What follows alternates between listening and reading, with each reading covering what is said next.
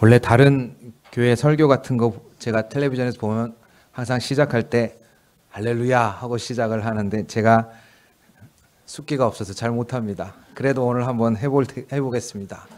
할렐루야. 네. 하나님께 감사를 드립니다. 지금까지 우리의 삶을 하나님이 돌보아 주셨습니다. 하나님께서 인도해 주셨습니다. 오늘부터 교회는 한 해가 시작됩니다. 특이하죠? 1월 1일이 한 해가 아니고 교회의 달력은 오늘이 시작입니다. 양력은 12월 달을 마지막 달이라고 하지만 교회력에서는 이 12월을 새로운 시작을 알리는 달로 선포합니다. 그것이 바로 대림절입니다. 대림절은 기다린다라는 대자와 그리고 오신다라는 림자가 섞여 있는 예수님을 기다리는 절기입니다. 성탄절은 그러면 뭘까요? 성탄절은 예수님이 옛날에 오셨다라는 걸 말하는 절기가 성탄절 아닙니다. 여러분 잘 알고 계십시오.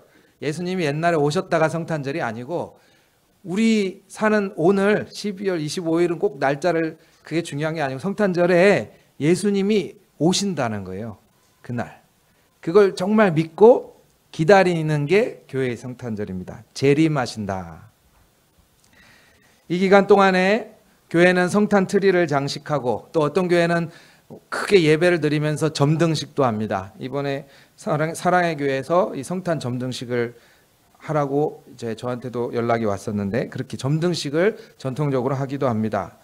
대부분은 성탄 발표회를 또 성가되는 칸타타를 준비합니다. 이때 또 어떤 교회들은 특별히 성금을 모아서 이웃 돕기에 전달하기도 하고 또 자선 공연을 밖으로 성가대나 이런 찬양단이 밖으로 나가서 전철역이나 길거리에서 자선 공연을 준비하는 교회들도 있습니다. 교회뿐만이 아니라 아시다시피 백화점도 거리도 이제 점점 화려해지고 캐럴이 울려 퍼지는 축제 기간에 가깝습니다. 예수님이 오심은 정말 우리 모두에게 축제입니다. 그래서 제가 할렐루야 하고 시작을 했습니다. 좋아할 때는 팍 좋아해야 되는데 제가 이 어중간하면 안 됩니다. 그래서 아주 기쁩니다. 할렐루야. 너무 좋습니다. 성탄이 가까워서 좋고 예수님이 다시 오신다라는 것이 이 사실이 우리에게 완결된 것이 아니라 주님이 정말 오시는구나라는 게 저는 기대돼서 참 좋습니다. 근데 왜 성탄절이 기다려지고 주님이 다시 오셔야 합니까? 왜 그걸 기다립니까? 라는 그거를 막연하게 그냥 성탄절이니까 이렇게만 아시지 마시고 오늘 예배 드리시고 나시면 조금 그 이유가 분명하게 생기셨으면 좋겠어요. 성경에서는 예수님, 그리스도라고 그러죠. 예수 그리스도를 오래 기다려왔어요. 오래 기다려왔는데 만약에 그 그리스도가 오시면 정말 우리가 사는 세상이 어떻게 될까요? 내 인생이 어떻게 될까요? 라는 게 관심사였어요. 그래서 그럼 어떻게 될까요? 라는 그거의 일종의 답이자 근거로 여러분이 읽으신 게 바로 이 시편 72편의 이야기입니다. 오늘 이 시편에는 하나님을 왕으로 묘사합니다. 그리고 여러분 마태, 마가, 누가, 요한복음에도요 예수님을 왕으로 묘사해요. 기름 부으신 왕.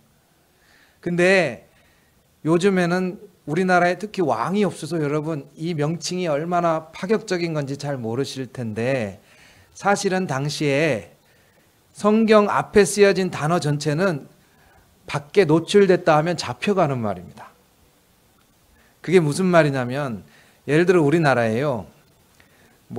혹시 여러분 사극 볼 때 신하들이 왕에게 왕이여 만세수를 누리소서 조선시대에 만약 그렇게 왕한테 얘기하면 그거는 가짜예요.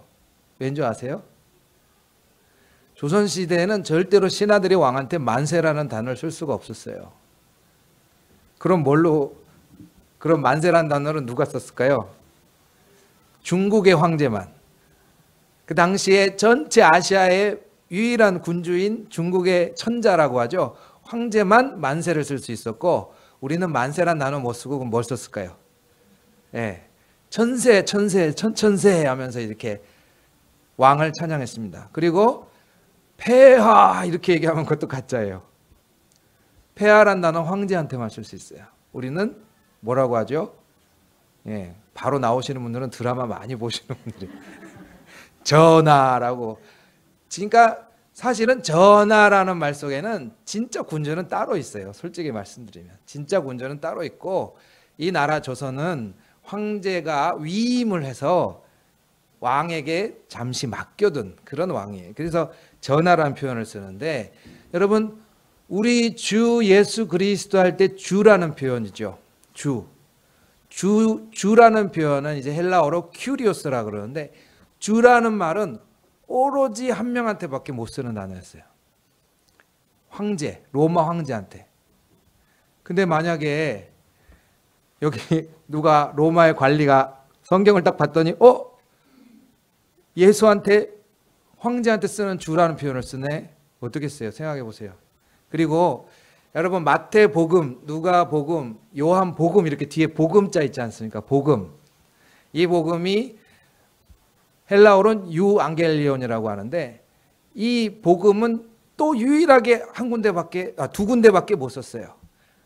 그게 언제냐면, 첫 번째는 전쟁에서 이겼다라고 소리칠 때 쓸 수 있는 단어. 두 번째 뭐냐면 황제가 태어나셨다. 황제가 태어났을 때 신하들이 저기 예를 들어 로마로 따지면 높은 데 올라가서, 로마의 그 화려한 건축물도 많죠. 그 위에 올라가서 크게 유앙겔리온 하고 소리를 치는 거예요. 그게 복음이에요. 근데 황제가 나셨다라는 단어, 유일하게 쓰는 그 단어를 갖다가 여기 붙여놨어요. 마태 복음, 누가 복음, 마가 복음. 그러면 이 복음이란 말을 딱 읽는 사람은 뭐겠어요? 예수가 나신 게 누가 나신 거랑 동급이다? 황제가 나신 것이랑 동급이다. 그래서 옛날 로마 시대의 이 성경을 누가 읽으면 충격 그 자체죠. 근데 이 말씀, 오늘 시편 72편에서도 하나님이 왕이십니다, 만군의 왕이십니다 라고 얘기를 하는데, 사실은 왕들이 이거 들으면 어떻겠어요? 왕들이, 이 말씀이 정말 파격적인 건, 왕들이 멀쩡하게 다 다스리고 있는 세상에서 하나님이 진짜 왕이십니다 라고 선포하는 거고, 복음서가 진짜 파격적인 건 뭐냐면, 로마 황제가 멀쩡하게 다 다스리고 있는 세상에 갑자기 황제가 태어나셨다라고 마태 유앙겔리온, 마가 유앙겔리온 이렇게 소리를 치고 있는 거예요. 그러면 내가 그리스도인이 됐구나, 내가 복음을 믿었구나 라는 게 뭘 말하겠어요? 내가 당시에는 황제가 다스리는 세상, 혹은 황제가 만든 세상에서 이제는 다른 황제가 생겼다라는 거예요. 나는 다른 황제가 생겼다. 근데 그 황제는 아주 특이해요. 오늘 여러분이 읽은 말씀에 72편 11절부터 읽지 않았습니까? 71편 12절부터 14절까지를 한번 같이 읽어보겠습니다. 그는 궁핍한 자가 부르짖을 때에 건지며 도움이 없는 가난한 자도 건지며, 그는 가난한 자와 불쌍히 여기며 궁핍한 자의 생명을 구원하며 그들의 생명을 압박과 강포에서 구원하리니. 여기까지만 읽어보겠습니다. 이 왕이, 황제가 나타났어요. 내 인생에 새로운 군주가 나타났어요. 그런데 이 왕이 만드는 세상과 함께 일하는 모습이 뭐냐면, 정말 어렵고 힘들고 가난하고 무시당하고 못 배우는 사람들을 건지신답니다. 우리는 사실은 이 사실을 읽으면서 참 좋은 분이구나 라고 읽으실지 모르겠습니다만은, 저는 솔직히 그래요. 제가 그냥 평범하게 사는 하루에 갑자기 제가 궁핍한 자, 한자로 표현하니까 그런데, 저보다 못 사는 친구들이 막 늘어나고, 허름한 옷을 입은 사람들이 막 교회에 밀려 들어오고, 혹은 정말 그보다 더 심하게 노숙을 하는 사람들이 갑자기 예배드리러 몰려오고,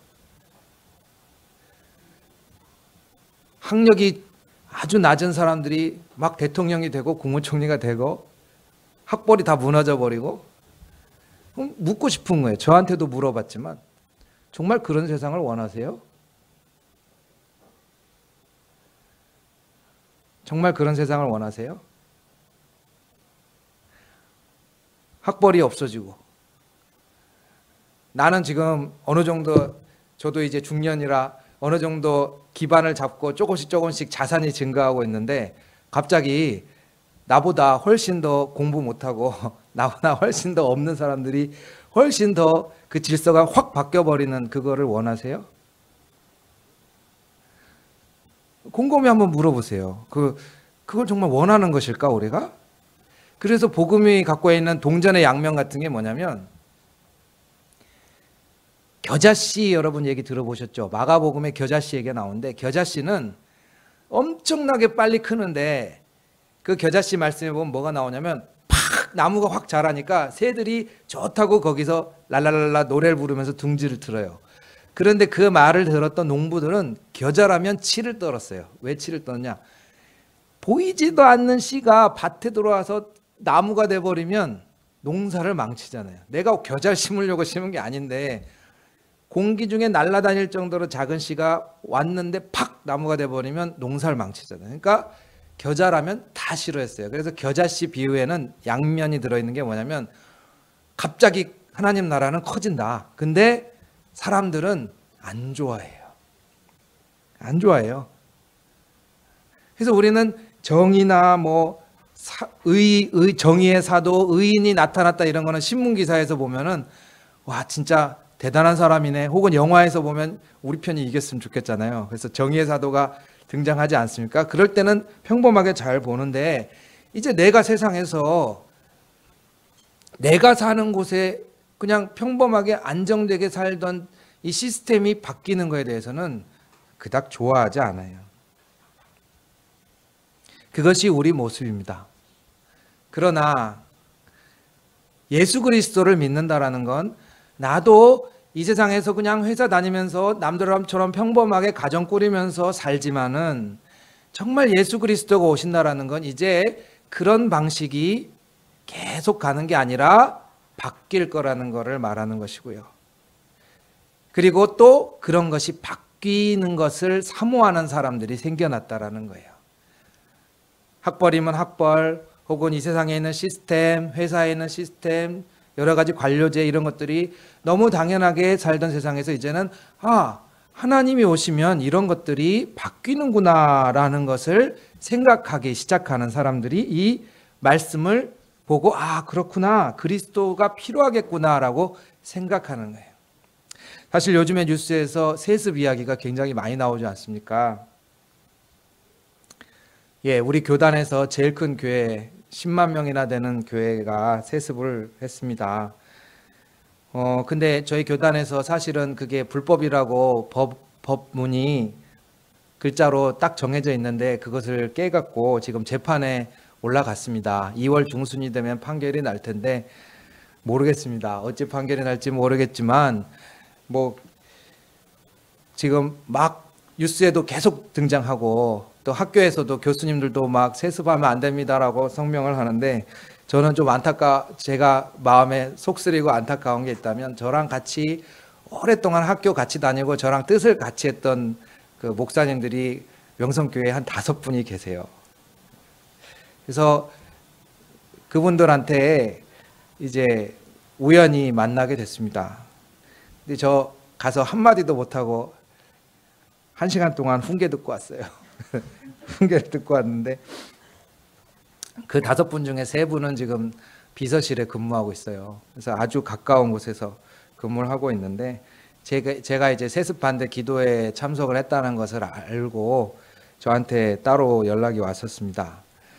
근데 이제 내용은 그렇습니다. 이 관련돼서 우리 교회 교인들이 다 원한다. 우리 교회 교인들은 다 원하고 우리 교회 목사님들도 다 원한다.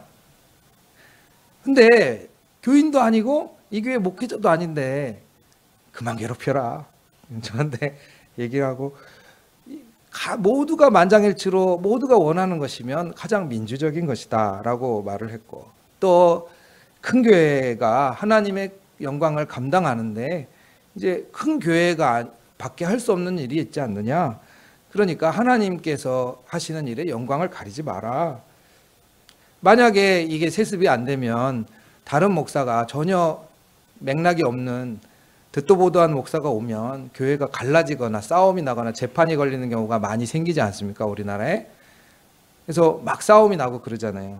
그런 혼란이 생겨서 하나님의 일을 못하게 되는 것보다 온 교인과 목사들이 다 원하고, 그러니까 안정된 길을, 가장 현명하고 안정된 길을 우리가 택했으니까 그거에 대해서 기대해라. 제 말에 설득되신 분 안 계시죠 지금? 그렇게 30분 동안 이야기를 들었어요. 그래서 그렇구나. 사실은 맞습니다. 그 명성교회 입장에서 보자면 교회는 세습을 하는 게 가장 안정된 형태예요. 분열이 안 일어나고 차분하게 안정되게 갈 수 있어요, 교회가. 그런데 놓치고 있는 게 뭐예요? 교회 밖에 있는 세상 사람들이 세습을 어떻게 보는지에 대해서 관심이 없어요. 내가 갖고 있는 이 교회나 혹은 이 교회를 통해서 내가 갖고 있는 이 권리들이 사실은 지금 있는 시스템이 그대로 가야 유지되기 때문에 어느 틈엔가 모두에게 정서적으로 이성적으로도 동의가 되잖아요. 나는 이걸 유지해야 되라는 그 절박함이 그 목사님들에게 느껴졌어요.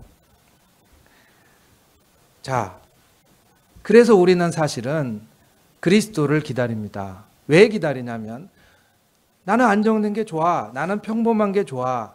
지금 이 상태로 쭉 가는 게 좋아. 이렇게 갔을 때 사실은 우리는 잘 운영하고 잘 살아가는 것 같지만 정말 중요한 걸로부터 멀어질 수가 있어요. 우리는 어느 틈엔가 안정과 사실은 우리가 정말 살아야 되는 길을 바꿀 수가 있어요. 나도 모르게. 그래서 그리스도라는 단어가 오늘 여러분에게 의미가 있는 줄 압니다. 내가 그냥 살던 대로 사는 것이 편하고 생각하는 대로 사는 것이 좋을지 모르지만 사실은 그것이 내 인생의 길을 틀어지게 할 수 있을 때 그리스도는 지금 내가 발 딛고 서 있는 것에서 한 계단 내려와서 새로운 삶의 방식, 이 세상을 보는 새로운 눈을 뜨게 해준다라는 것을 초대 그리스도인들이 경험했고 여러분들이 경험하셨습니다. 저는 이것을 거창하게 교회 얘기하고 국가 얘기하는 게 아니라 한 가정 안에서도 많이 봅니다.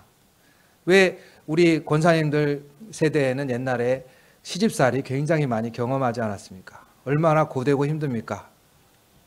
그러나 그 시집살이를 겪었다고 해서 며느리에게 똑같이 갚아줘야겠다고 다 생각하지는 않습니다. 그렇죠? 그럼 누군가는, 어떤 분은 내가 지금까지 집안에서 그렇게 살았지만은 이제는 그렇지 않아. 나부터라도 흐름을 끊어야겠다라는 분들이 계시잖아요. 그래서 나부터라도 며느리들을 품어봐야지. 그렇게 결심한 분들이 계시죠. 여기 지금 저 쳐다보고 계신 분들은 다 그런 분들이세요. 그렇게 결심하시고 가시잖아요. 그런데 그게 쉽습니까?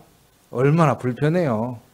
나 살던 대로 내가 며느리 때 하듯이 며느리한테 대하는 게 제일 편하고 어떻게 보면 집안이 안정되는 걸 수도 있어요. 그러나 그 흐름을 바꾼다라는 거, 이게 바로 그리스도 예수를 믿는다라는 거예요. 나는 이제까지 남들이 다 그래 당연한 거 아니야 라고 생각하는 거를 아니야. 사실은 그렇지 않은 삶의 방식과 흐름이 있고 사람을 그렇게 대하지 않고 다른 방식으로 대했을 때 어떻게 보면 평화라는 게 생기고 가려졌던 진실들이 막 드러나고 사람들이 더 나로 인해서 기뻐하고 감사하게 되는 삶을 살 수 있을 거야.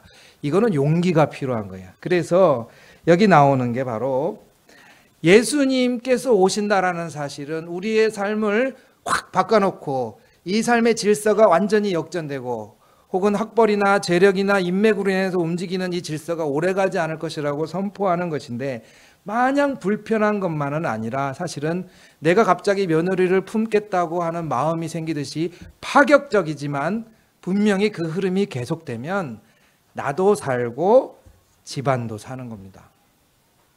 이게 사실은 팍 흐름을 끊는 거예요. 이 대표적인 예가 어디 나오냐면 성모 마리아라고 하는 그 마리아의 노래에 나와요. 마리아, 말이 성모 마리아지. 성경 읽어보시면 뭡니까? 처녀가 애기 뵌 마리아잖아요. 처녀가 결혼 안 하고 애기 뵌 마리아. 이 마리아가 자기 임신 사실을 알았을 때 노래합니다. 뭐라고 노래하냐면 누가복음 1장에 나오는데 제가 이걸 읽어드리겠습니다. 내 마음이 하나님 내 구주를 기뻐하였음은 그의 여종의 비천함을 돌보셨음이라. 보라 이제후로는 만세의 날을 복이 있다 일컬으리로다. 처녀가 아기를 가졌는데 복이 있대요. 그의 팔로 힘을 보이사 마음의 생각이 교만한 자들을 흩으셨고 권세 있는 자를 그 위에 내리치셨으며 비천한 자를 높이셨고 줄이는 자를 좋은 것으로 배불리셨으며 부자는 빈손으로 보내셨도다. 예. 마리아가 경험한 예수님이라는 거는요, 자기 뱃속에 있잖아요. 아직 뱃속에 있음에도 마리아가 경험한 그리스도는 바로 그거예요. 처녀가 아기를 가졌으면, 결혼도 안 하고 아기를 가졌으면 사람들한테 무시당해야 되고 죽어야 되고 자기는 못된 짓 한 나쁜 사람이다라고 자기한테 욕을 해야 되고 우리 친정 아버지 어머니가 날 보면 쫓아낼 게 뻔한 사람이에요. 그런데 그리스도께서 내게 주신 눈으로 내 몸을 보니까 처녀가 아기를 가진 게 복이 될 수 있어요. 사람들이 막 돌 던지고 손가락질하고 죽일 수 있는, 누가 봐도 천박한 마리아가 뭐라고 해요? 하나님이 팔에 힘을 주시니까 나 같은 사람은 높이시고요, 자기를 아주 잘났다고 사는 사람들은 흩으시고요, 나같이 배고픈 사람들은 좋은 것으로 먹여주시고요, 부자는 빈손으로 보내셨어요. 성경에 나오는 예수님을 만난 사람들의 특징은 질서의 역전입니다.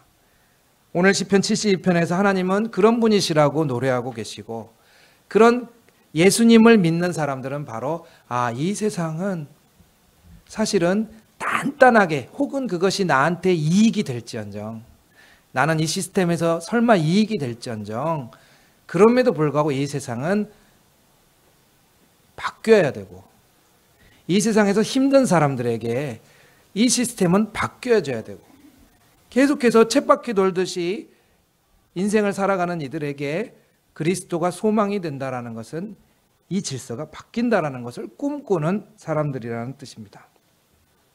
때로는 이것이 큰 용기를 필요하는 것뿐만이 아니라 아까 말씀드렸죠. 나에게 이익이 될지라도예요. 나에게 이익이 될지라도 사실은 더 바르고 더 평화로운 길이라면 큰 결단이 필요한 겁니다. 제가 요즘에 한 2달 동안에 계속해서 가서 설교자로 지원하는 그게 있습니다. 수요일 날 가는데 여러분들 기억하실지 모르겠습니다만 철거 상인들을 위한 예배에 간다고 제가 주보에 올려놨어요. 사실은 그게 뭐냐면 요즘에 뭐 젠트리피케이션이라고 많이 얘기되는 건데, 그게 뭐냐면 이제 번화가 홍대 입구나 옛날 압구정 로데오나 가로수길이나 이제 그런 곳에 임대료가, 땅값 올라가고 임대료가 갑자기 치솟잖아요. 막 10배, 20배, 50배 막 이렇게 올리니까 기존 상인들이, 계시던 상인들이 이제 월세가 막 50배씩 올라가고, 또 거기에 대해서 주인이 가게가 잘 되면 나가서 내가 직접 하겠다, 혹은 더 월세를 몇십 배 더 받을 수 있는 사람을 불러오겠다, 이런 식으로 하니까 거기다 권리금도 들어갔고 인테리어비도 들어갔는데 한 3, 4년, 5년 만에 나가라, 이런 얘기 들으면 빚진 사람들은 어떻게 되겠어요? 그래서 못 나갑니다. 저 못 나갑니다라고 얘기를 하는데, 문제는 이게 법적으로 불법이에요. 주인이 나가라면 나가야 돼요.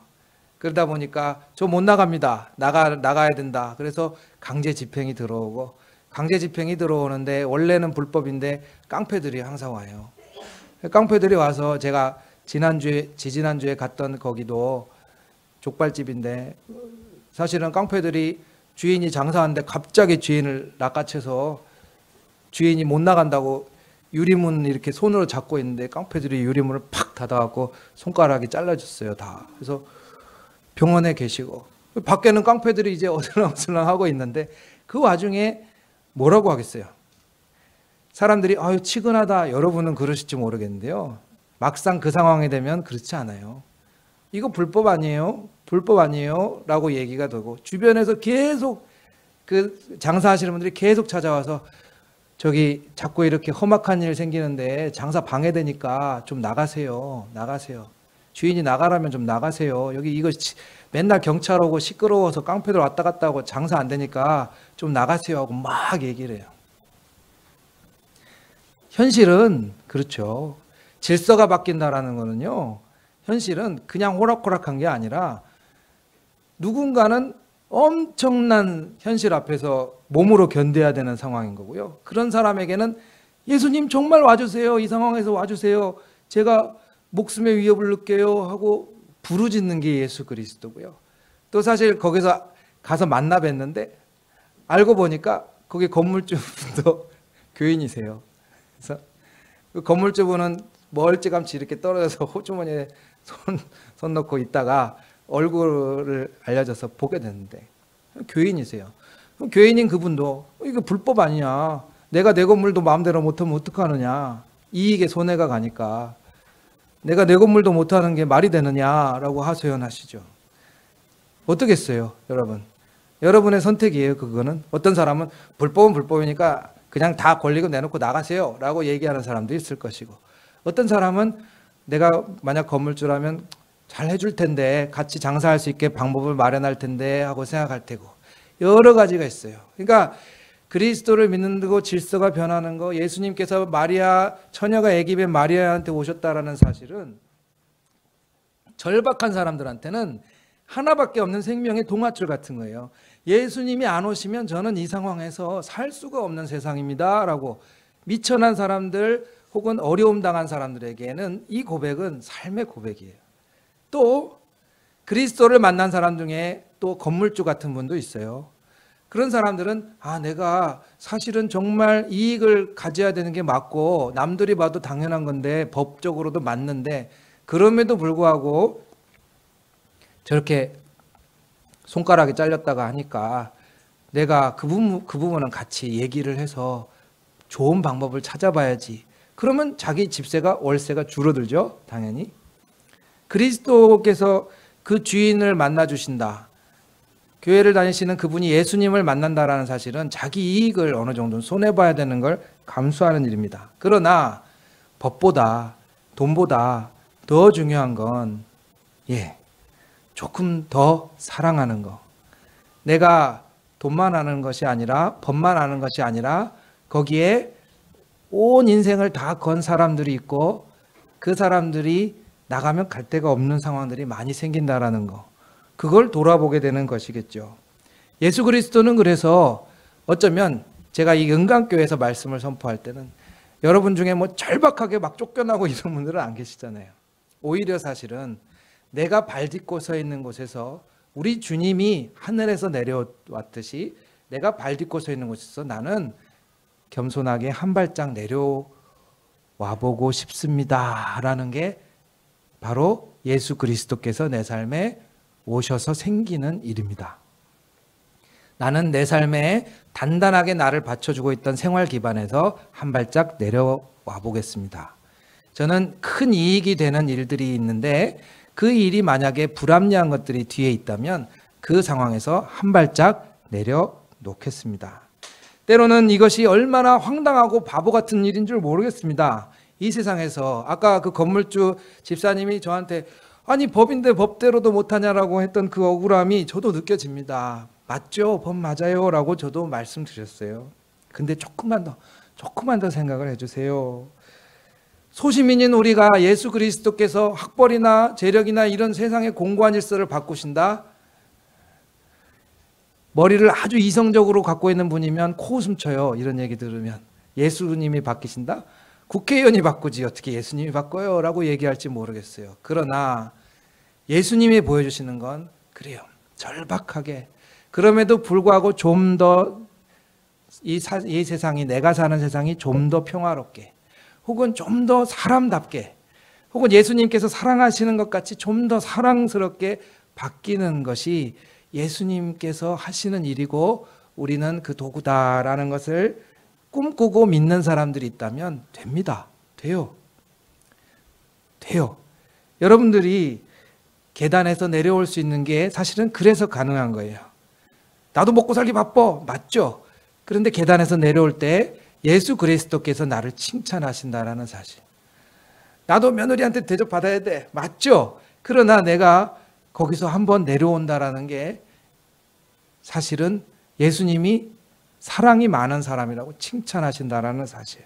이것이 바로 그리스도께서 흔드신다. 그러나 나의 생각과 이 세상을 흔들지만은 그리스도께서 나의 신앙이 되신다라는 믿음의 고백입니다. 여러분들, 우리 오늘 그리고 성탄절까지 내가 갖고 있는 단단한 계단에서 하나 내려오는 연습들을 매주 하나씩 해보시기를 간절히 기도드립니다. 같이 기도하겠습니다.